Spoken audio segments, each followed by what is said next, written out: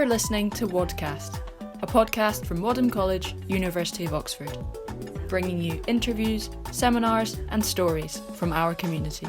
Episode 5 is here, and a great episode it is. My name is Martin, I work at Wadham College in the Communications Office, and in this episode I talk to Adaku Agunobi, one of our research associates. Adaku is a woman of many talents. It's her music that played in the intro, and you'll hear more of her sounds later. But we focus on her experience being both an academic and an entrepreneur. She shares how these two roles can complement each other and how academics can start developing their entrepreneurial side. She also shares her research on entrepreneurs and well-being, including the unique challenges facing Black entrepreneurs. Let's dive in.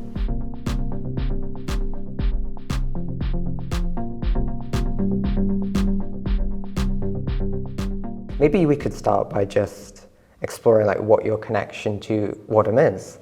How did you end up here? Definitely. So I'm a research associate here at Wadham. So that's normally when postdocs are at the university, maybe at departmental level, and they're not associated with a college. And for such a long time, I was I really want to be part of a college. And then I heard about these research associate roles. And I was so happy to see it, because one of the things that we do is connect the MCR with the SCR. And I always do events. I've always been part of societies. I was even the social sec for the African Society for the past year. It just comes naturally to me. So when I saw the sort of the role description, I was yeah, I'm definitely doing that. I feel it just links quite nicely, and it's been so cool learning about Wadham's history, and I feel so proud to be part of Wadham. So obviously the primary reason that you got connected to Wadham is that you were an academic yourself. Yeah. Maybe you could explain just a bit about what your journey has been as an academic so far. Definitely. So I've got 4 degrees so far. I'll break it down a little bit. My first degree was in economics. And then at the time, outside of university, I was blogging. I was really interested in fashion, well-being, natural hair care, wellness in general. And so I did my first master's in marketing. I was so fascinated by how you can have an idea and it's just take it to the world. I was just so fascinated by it. So I did that. I realized I was meeting a lot of entrepreneurs, whether that was creative entrepreneurs or tech entrepreneurs. And then people would always sort of touch upon well-being, but not really speak about it that much. They might hint that they're stressed, they might hint that they're anxious, but it was very surface level. So I decided to do my PhD in this area. My PhD is on entrepreneurship and wellbeing. So entrepreneurial health and wellbeing in a digital economy. And I also have a focus on Black entrepreneurs too, but the fundamental elements are applicable to all entrepreneurs. And this sort of looked at stress, anxiety, perfectionism, but with that context of the digital economy, which we're all in right now. It's quite interesting to consider that, social media dependency, pressures online, cyberbullying, discrimination. There's so many different angles. It was quite complex, but... And with respect to your research on entrepreneurship and well-being, are there any particular takeaways that you got from researching that? Definitely. So I literally dedicated a whole chapter of my PhD called How to Improve Entrepreneurial Health and Wellbeing. And during my Viva, the examiners were this is not very standard for a PhD thesis, have a whole chapter on this. Couldn't you have probably put it in the last chapter as or embedded it somehow into a discussion? I was no, it's actually really important for me to keep this in, because I want to do a PhD that actually has impact. I don't want it just to be for an academic audience. I want entrepreneurs to be able to read some parts of it at least and be hey, okay, I can take that away and actually make a difference and actually implement it to my entrepreneurial journey. So one really of them, cool. Yeah, definitely. So one of them, for examul, I was actually just writing about this right now because I'm working on a book. And one of them is this concept of sleep. So when you think about entrepreneurship, there's this one sentence that people always say, and it's when you were sleeping, I was working, I was building my business, I didn't sleep. And I just feel that should not be glamorized. You need to sleep. Yes. And you really need to sleep. So I feel that's one thing that just even sleep, how a lack of sleep can really affect your mental and physical health. People don't think about that. People glamorize this concept of overworking to a point of burnout, but when you're burnt out, which is something I researched also, you physically can't do anything. Your body's literally saying to you, you. I've given you so many chances, you didn't listen, so now you have to stop. Like, you have to stop. And that could be weeks, that could be months, but for the most part, you're at least missing a few weeks of doing work. And when you're burnt out, you're not going to be productive, and rightfully so, you shouldn't do anything. And people aren't aware of these signs. And people aren't even aware sometimes when they're stressed, because they're affiliating it with this concept of working hard. So even though I've done all of these things my lifetime, one thing that I always emphasize, that you need to think about your well-being always. You need to think about how to improve your well-being, because it might be all great for a while, like you overworking, you not sleeping, might be all great in terms of productivity, in your opinion, but it gets to a point where if you're literally burnt out, you can't do anything. So yeah, I always try to encourage people to bear that in mind. And when it comes to digital economy, there's this weird concept about social media that even as a business owner, you need to like post constantly. Or like you just need to just always be showing what you're doing. And I feel like there's so much pressure associated with that. There's papers on this, especially in like young people. And again, we need to be aware of these things. Like, you need to be aware of when social media might actually be affecting your mental health. You need to try and like recognize these signs. So then you might take a decision to take a social media break and just step away from it for a second or a week or two. So yeah, there's quite a lot of things I covered, and also research like the diversity side of things. So I use a theoretical lens called intersectionality, which is like the concept of a combination of social categories like race, gender, age. So I spoke a lot about Black women in my PhD, because it's this concept of being from like interlocking systems of oppression. And then even with that, there's some things like cyberbullying or whitewashing or microaggressions that are associated. So yeah, there's there. Could you go into any more detail about a struggle that might be particular to that interlocking group? Yeah, definitely. So one way of sort of explaining it is like when there's issues of like gender, like oppression and just like discrimination already, then you literally combine that with the existing issues of race, discrimination, oppression. You combine that together. So as a Black woman, it's a key symbolism of this intersectionality, which was first coined by Kimberly Crenshaw, because I could have someone who looks down on me because I'm a woman, but I can also have someone who looks down on me because I'm Black.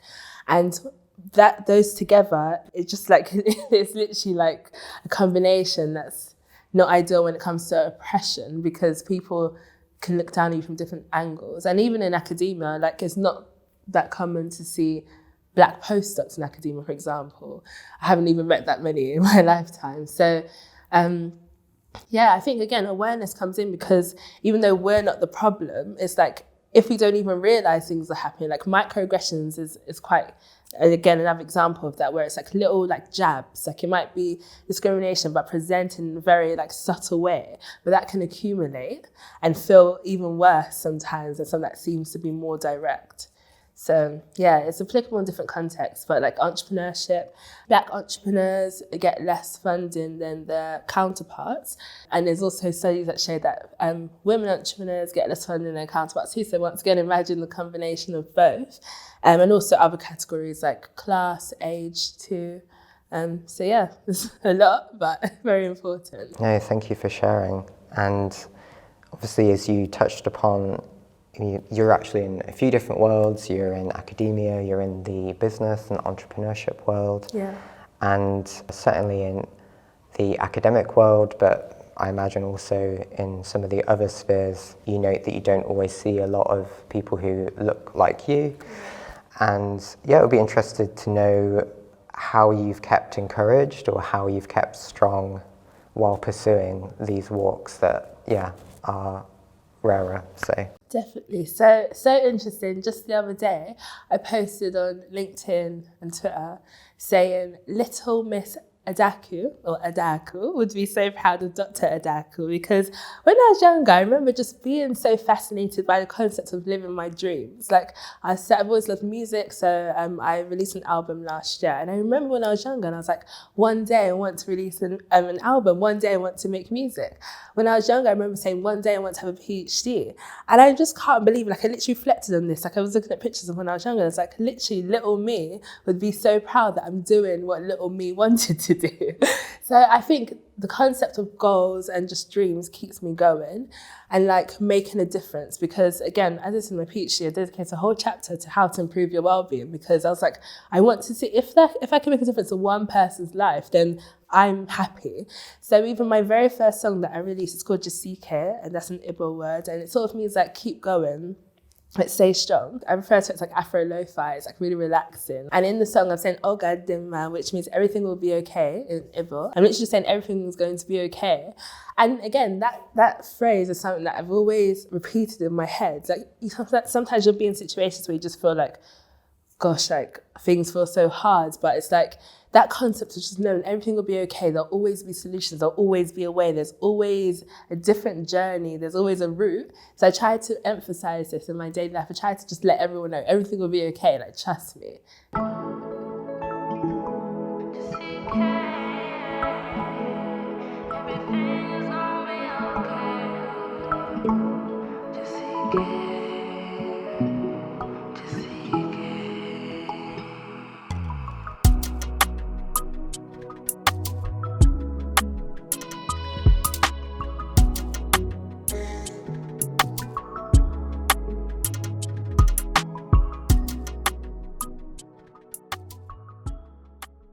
It's really interesting that obviously you have had a foot in so many worlds, you've achieved so much, but yet you also seem to have a real focus on your personal well-being and the well-being of other people too.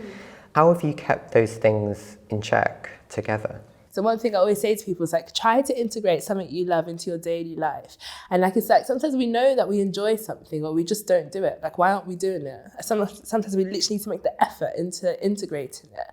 Like, I was speaking to someone recently, a DPhil, and he said he loves squash. And I was like, try and do squash as much as possible. And it's like, you don't even realize that sometimes you love something. It doesn't even have to be like a business idea or something that can make you money. It can literally just be something you enjoy. It could be a walk. It could be you love researching flowers. It could be absolutely anything. But if you do it as often as possible, you can imagine how happy that's making you feel. And I feel like those little things make a difference. So yeah, I learned a lot from doing the PhD, and that's again why I wanted to do like another health related degree, so I can learn a bit more about like the effects on physical and mental health. But I think, self-awareness is quite key, and this concept of resilience too, the ability to bounce back. Again, if we learn more about these things, it would help. But yeah, I think normalization of well-being, mental health in general is quite important. Thank you. So you've spoken a bit about your academic background and have touched on the fact that you also have a foot in the entrepreneurial world. Can you tell us more about what you've done in that world? You have a business. Can you explain more about that? Definitely. So when I started my first master's, I was like, do you know what? I want to get involved. I want to join societies. I want to do events. I want to do everything. So I went to SE. I was like, I want to start a society. I'm not certain what on, but I know I want to do one. I mentioned fashion. I mentioned all the things I've done. And the lady Victoria, she was like, oh, you sound quite entrepreneurial. Why don't you, we do have an entrepreneur society. Well, it's been dormant for a while. Why don't you take on? I was like, oh, I am quite entrepreneurial. That's a good idea. It's like a eureka moment. I was like, well, I am quite entrepreneurial. Like I probably knew I always wanted to start businesses, but I didn't realize the extent to which I was an entrepreneur. I didn't even think about it in that sense. So from when I had my blog, I knew that one day I wanted to start a natural hair care line, because I was mostly speaking about natural hair care and wellness. And so I started a natural hair care line during my first master's. But again, this is something that motivated my PhD. I was such a perfectionist that even to start it took me so long. Like, even for me to think about like labeling took so long. I was taking so long. Before I knew it, years had gone by and I was still thinking about things. I was still researching things. I was being such a perfectionist. And I had to take the decision just last year to be like, you know what? I need to stop being a perfectionist. I need to put things out there, take the lean model management route and just put things out there, get feedback from actual customers, as opposed to trying to be perfectionist and then actually not releasing something. And then this is a mindset that I integrated into everything else I was doing. So yeah, this concept of like not being a perfectionist, I had to learn. But yeah, I was speaking about that a lot in my PhD too. But I'm the type of person, I've got loads of ideas, and I feel like I've had to learn how to focus. So I do have this other business idea that I know I'm going to work on one day. It's for smart heels. So like using tech to reduce the pain of high heels. Most shoes hurt, like a lot of shoes hurt, but people just ignore the pain, which is something that I'll touch upon one day. Again, it's all associated with well-being, like trying to reduce pain. Watch this space. Yeah, watch this space. I'm actually hoping to do some research here at Oxford with regards to that too, actually. So I didn't actually realise how much like entrepreneurship is encouraged as for postdocs. I didn't realise. So I was always thinking I was like part of two worlds. Like I have my academia and I have my entrepreneurship and obviously I have my music. But I realised that's so encouraged in academia and I didn't know. So I'm really trying to integrate more of my research into my businesses. Like even hair girls, for example, I've done so much research for it. I always read papers on anything to do with like the formulations and just like for example, there's lots of papers out there that show that lots of existing hair products are linked to adverse health outcomes because of the ingredients that they use. So me being an academic, I'm able to like integrate my research skills into my entrepreneurship. It's interesting that you mentioned you're surprised by the extent to which entrepreneurship is encouraged here, and Wadham is trying to have a focus and increase emphasis and encouragement in blending that world of academia and entrepreneurship. We have an entrepreneurs network in our alumni group. You've already touched on the way that these worlds can complement each other. But is there anything else you'd like to say, maybe to encourage people to blend those worlds together? Like, what have you gained from having both of those? Yeah, firstly, I'm just so excited about Wadham's efforts for entrepreneurship. I learned about it recently, joined the group. And again, I'm so proud to be part of Wadham, knowing that like things like entrepreneurship are being encouraged and that's part of my background. So in terms of blending the two, one thing I would say to anyone who might be, for example, a PhD student, might be an academic, might be doing a master's, might be doing their first degree, that your skills from what you're doing can really, really be beneficial in entrepreneurship, especially when you're doing a PhD. It's like a lot of project management. You're literally doing a project yourself. It's like running a business. That's why, as I mentioned earlier, the link between well-being for like academics and students in general is that you're doing a lot on your own. You're having to like self-motivate yourself. You're working with supervisors. It's like working with like team members or like if you have like a business and your core members. There's definitely a huge blend. So I would say from what I've learned, like you don't need to see the two as separate anymore. Like try to like see like how can you either use your skills in one to complement the other, or can you literally do both simultaneously? Like whether that's a research project or not. Like there's so many options and it's so exciting, honestly. That's great. Thank you so much. If someone was really curious and interested to go from one of these worlds to the other, say if they're academics looking to get into the entrepreneurial world, what advice practically would you give them? Definitely. So the key advice that I would give, which I always give to people at Oxford or just university in general, any university, is that you should really, really, really encourage yourself to network as much as possible. Get yourself out there, speak to people. You never know. You could literally mention today to someone, could be academic, could be anyone, that you want to start a business in X, Y, Z, and then they could just so happen to be the person who's either an expert in that, or they know someone who is, or they can connect you to someone. Oxford University especially has so many resources and so blessed to be part of such a huge ecosystem. So just like really take advantage. Like don't like miss this opportunity to attend events, attend workshops, speak to people, meet people. Thank you so much for your time. As we close, is there anything you'd like to plug? Any of your social media accounts? Anything you want to throw out there? Yeah, definitely. So my name is Dr Adaku on all social medias. That's DrAdaku. And I'm honestly just living my dream. Like I'm doing everything that I love. And this is genuinely, you can see that in the way I approach life and things. Like I'm practicing what I preach. So hopefully this podcast inspires you to go for what you love, to integrate it into your daily life and live your best life. Never stop learning too. That's one of my life mottos, never stop learning. And shout out to Wadham for being the best college. Whoop, whoop. Thank you so much. Thank you. I'll include all of your social media in the show notes. Thank you. If you're a postgraduate at Wadham or part of the Senior Common Room, do keep an eye out for events hosted by the Research Associates. Details for some of these are available on the intranet, accessible via link in the footer of Wadham's website. Any alumni listeners who'd like to get involved in the Entrepreneurs Network can also find more information about that on the website. I'll leave a link in the show notes.